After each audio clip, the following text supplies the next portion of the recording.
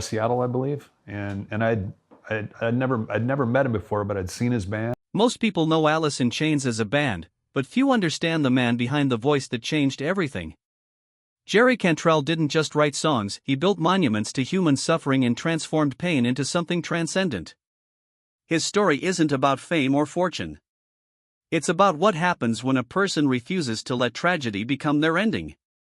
Before the sold-out arenas, before MTV Unplugged, before the world knew his name, Jerry Cantrell was something far more fragile and far more real. He was a kid in Tacoma, Washington, watching his family fall apart, watching his father return from a war that never really left him, watching his mother dream of music she would never make herself. That's where everything starts. Not with the triumph, but with the wound. Jerry Fulton Cantrell Jr. was born into a working-class American family carrying the weight of post-war America in its bones. His father had fought in Vietnam. His mother had music in her soul but nowhere to put it. His grandmother Dorothy gave him stability when nothing else could. These weren't famous people. They were ordinary people living through extraordinary circumstances, and their struggles became the blueprint for everything Jerry would later create. What most documentaries miss is this simple truth: Jerry Cantrell didn't choose to become a musician because he wanted to be famous. He became a musician because it was the only language he understood that could express what his family couldn't say out loud. His mother played the organ. His relatives played instruments. Music wasn't a career path in his house, it was a lifeline. He grew up on Lawrence Welk, American Bandstand, and the Grammy Awards, sitting beside his mother, singing along, absorbing melodies that would later blend with Black Sabbath and Led Zeppelin into something entirely his own. But there's a detail that changes everything. Years later, one of Jerry's uncles told him something that would haunt him forever: his musical success was, in some way, the dream his mother never had the chance to pursue. That statement didn't inspire him. It devastated him. It meant that every song he wrote carried the weight of her unrealized dreams. Every performance was partly for her. Every album was a conversation with a woman who would never hear his voice on the radio. That's the kind of pressure that breaks most people. Jerry Cantrell didn't break. He transformed it. He took that pressure and channeled it into songwriting that would define a generation. But transformation doesn't happen in a vacuum. It happens through choice, through struggle, through nights sleeping in rehearsal studios with nothing but a guitar and a dream that everyone told him was impossible. It happens through meeting the right person at exactly the right moment, someone like Lane Staley, who understood what it meant to want something so badly that you'd risk everything to get it. This is where Jerry's real story begins. Not with success, but with survival. Not with answers, but with questions that cut deeper than most people dare to go. By the time Jerry Cantrell finished high school, he had already made a decision that would determine the entire trajectory of his life. He chose the guitar over stability. He chose art over security. He chose a path that his working-class family could barely understand, let alone support. His parents' divorce had already fractured his world. Money was always scarce. There were times when his family relied on welfare and food stamps just to survive. A drum kit was out of reach. A guitar was his only option, but that limitation became his greatest gift. He didn't know it then, but that decision to pick up a guitar instead of drums would lead him to songwriting, to melody, to harmony, to everything that would eventually distinguish Alice in Chains from every other band trying to break through in the late 80s. After high school, Jerry did what was expected. He enrolled at Tacoma Community College. He took the safe path. He lasted about as long as it takes to realize that safety isn't the same as happiness. When a friend suggested heading to Texas to find work and chase music, Jerry didn't hesitate. He left Washington with almost nothing: a guitar, some cash he'd scraped together, and the kind of desperation that only comes from knowing that staying would mean surrendering the only dream that made sense to him. Texas wasn't romantic. There were no mentors handing out opportunities. There were no record labels scouting local clubs. There was just work.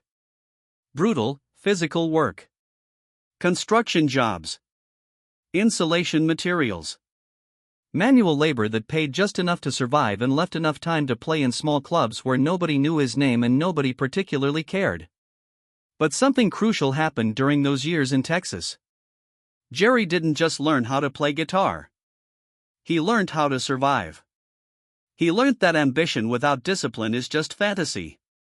He learned that the music industry doesn't care about your potential, it only cares about what you can actually deliver. He also met people who would shape the rest of his life. Dimebag Darrell and Vinnie Paul were there, playing in clubs, struggling with the same impossible dream. These weren't famous musicians yet.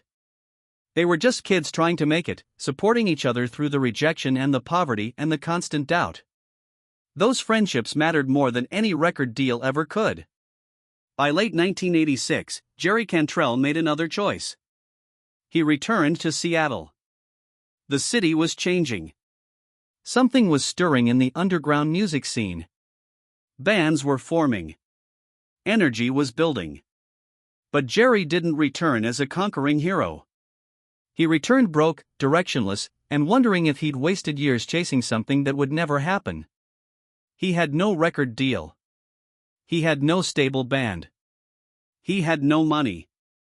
He had a guitar and a question: was this dream worth dying for, or was he just prolonging the inevitable failure? That question was about to be answered in a way he couldn't have imagined. Because in Seattle, in that moment of uncertainty, he was about to meet the person who would change everything. Lane Staley wasn't just another singer. He was a force of nature wrapped in vulnerability, a voice that could shatter glass and crack hearts simultaneously. When Jerry first heard him, something shifted. This wasn't just musical chemistry. This was recognition. Two people who understood what it meant to want something so badly that you'd sacrifice everything for it, who shared an ambition that went beyond fame or money or any of the typical motivations that drive musicians. What made their connection transcendent was that it happened at exactly the right moment for both of them.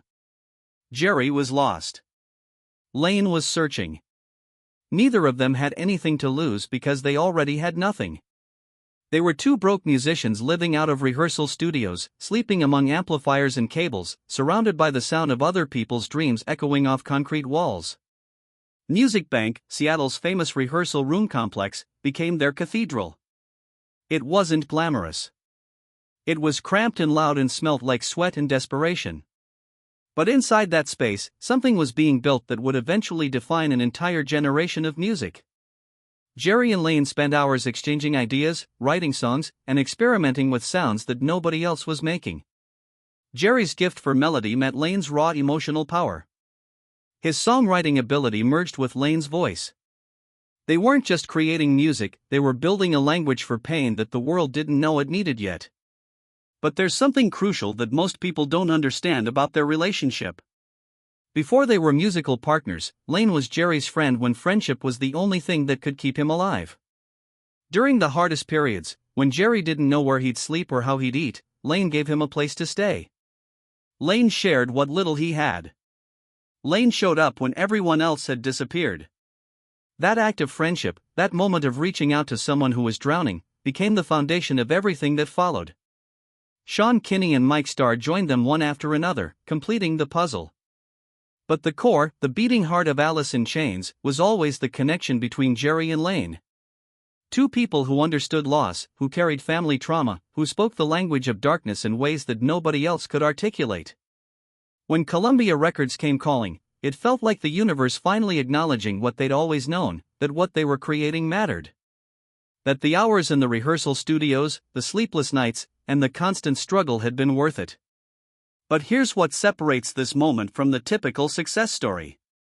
Jerry didn't celebrate the record deal as an escape from poverty. He remembered Lane. He remembered the friendship that had saved his life. He understood that the contract they'd just signed was built on the foundation of two people choosing to believe in each other when nobody else did.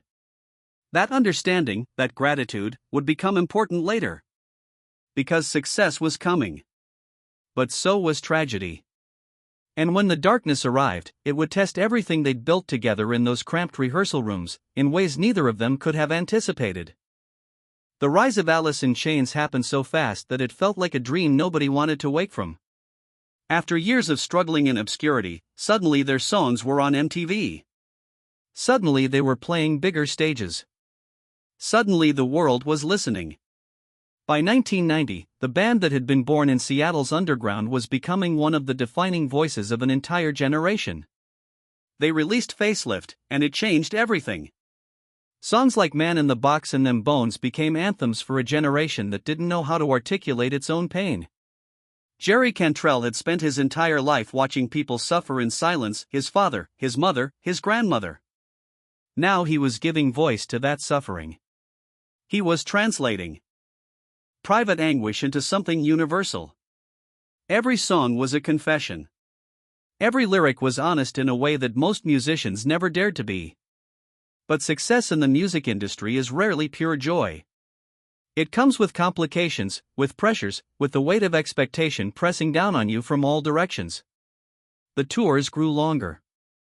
The audiences grew larger. The demands on their time and energy became relentless.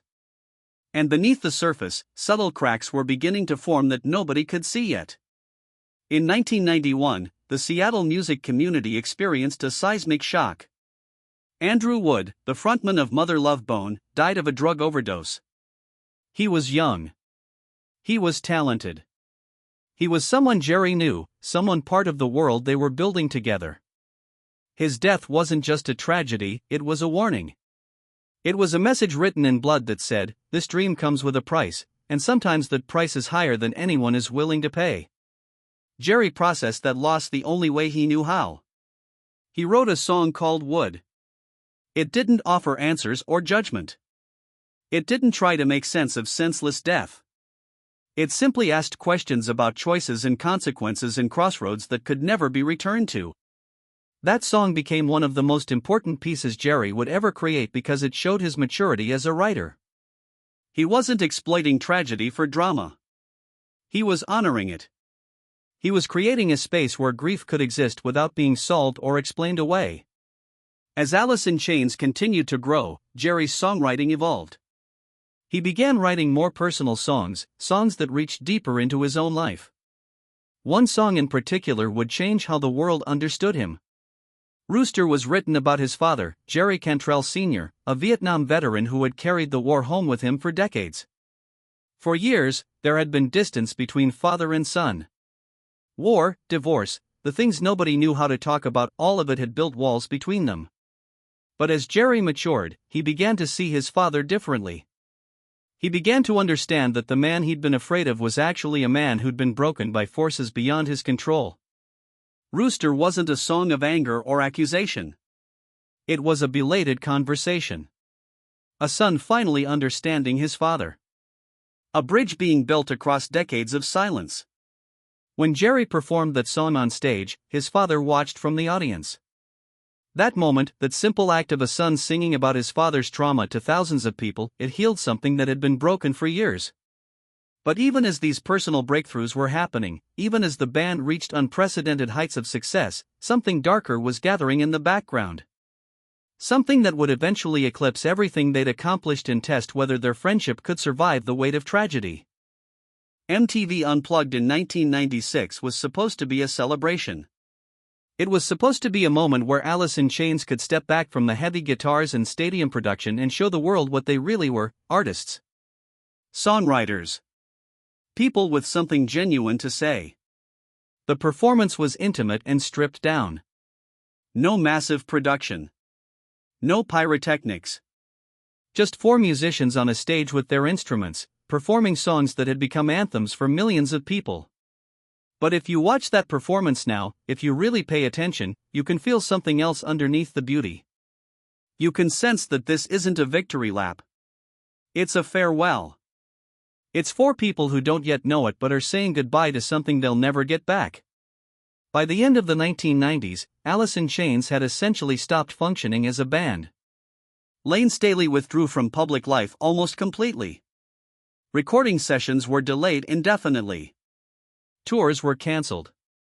The future became uncertain in ways that felt permanent.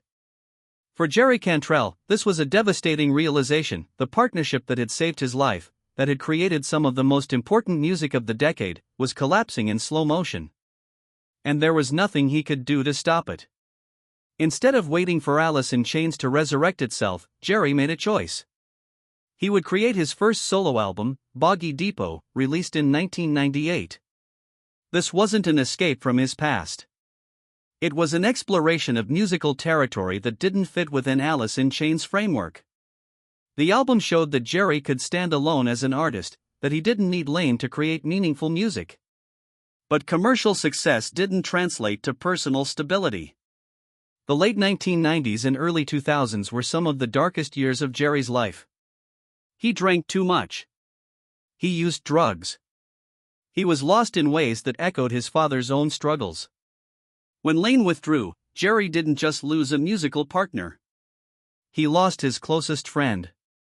He lost the person who had once saved his life by offering shelter and friendship when everything else was falling apart. That pain became Degradation Trip, released in 2002. If Boggy Depot was proof of artistic independence, then Degradation Trip was a cry for help written in music. The album was dark, introspective, brutally honest about addiction and depression and the feeling of losing your way completely. In April 2002, Lane Staley was found dead at his home. To the world, it was the death of a grunge icon. To Jerry, it was the loss of his closest friend. The two had lived together during the impossible days at Music Bank. They had built Alice in Chains from nothing. They had experienced triumph and devastation together. And now Lane was gone. For years after that, Jerry continued creating music and touring.